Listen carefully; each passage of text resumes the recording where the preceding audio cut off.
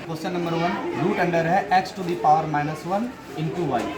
किसी पे पावर -1 होता है तो इसको हम लोग अगर रिवर्स में लिखते हैं तो 1/x लिख सकते हैं, इसका वैल्यू ये होता है। इसीलिए x टू द पावर -1 को लिखे 1/x, इंटू है तो इंटू, वाई है तो वाई।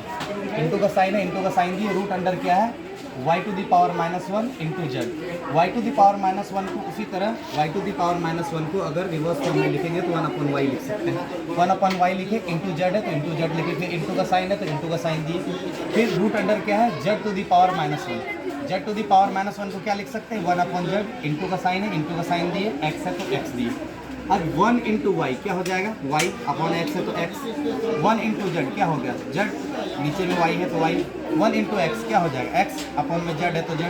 अब रूट के अंदर आ गया, x से x को कैंसिल करेंगे 1 टाइम्स में, z को z से कैंसिल करेंगे 1 टाइम्स में, y को y से कैंसिल करेंगे 1 टाइम्स में।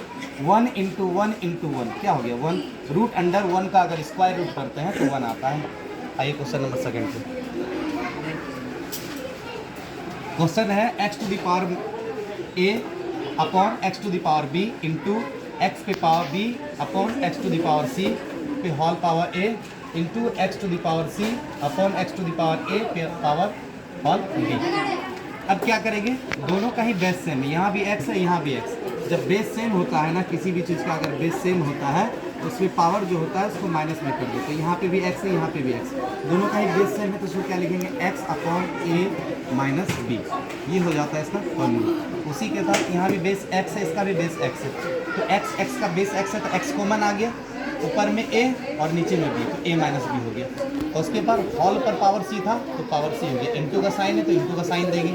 अब यहाँ भी x और यहाँ भी x, इसका बेस क्या आ गया कॉमन x, ये हो गया b माइनस c, इस पर हॉल पावर a है तो a आ गया, इंटू देंगे c, यहाँ पे भी x और यहाँ पे भी x, दोनों का कॉमन क्या आ गया x। अब यहाँ पे इसका पावर है c, यहाँ पे इसका पावर है a, तो c माइनस a, और इस पर हॉल पावर क्या होगा b। ठीक है, अब देखिए जब क्या होता है कि मल्टीप्लाई में सेम नंबर होता है, सेम बेस का होता है, तो उसका पावर क्या हो जाता है मल्टीप्लाई में जुड़ जाता है। 1 इंटू सी क्या हो जाएगा ए सी, माइनस है तो माइनस, b इंटू सी क्या हो गया बी सी। अब यहाँ पे प्लस का साइन देंगे, a इंटू बी क्या होगा ए बी, यहाँ पे माइनस का साइन है तो माइनस का साइन देंगे, a इंटू सी क्या हो गया ए सी, यहाँ पे प्लस का साइन देंगे, फिर b इंटू सी क्या हो जाएगा B C, minus a into B A B.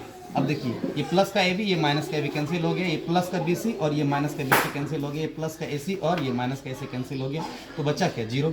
तो x टू द पावर 0, किसी का पावर 0 क्या वैल्यू देता है 1, इसीलिए x का वैल्यू 1 आ गया।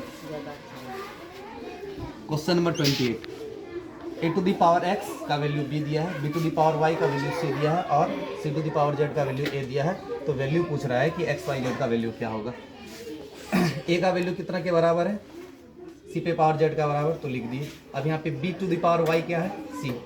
अब यहाँ पे देखेंगे c के जगह में क्या दिया है b पे पावर y, b पे पावर y दिए, और b पे पावर y देने के बाद यहाँ पे c पे पावर है z, तो z दिए।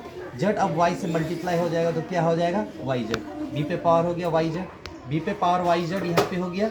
अब देखिए यहाँ पे b के जगह पे क्या वैल्यू है a to the power x, यहाँ पे दिया a to the power x, यहाँ पे क्या बच गया था yz, तो yz। अब x yz से मल्टीप्लाई हो जाएगा तो क्या हो जाएगा x yz। अब यहाँ पे हम लोग स्टार्टिंग में क्या लिखे थे a पे कुछ नहीं होता तो पावर a होता है, तो यहाँ भी बेस a है यहाँ भी बेस a है, तो x y z का वैल्यू कितना हो गया 1 के बराबर, इसलिए x y z का बराबर वैल्यू कितना आ गया।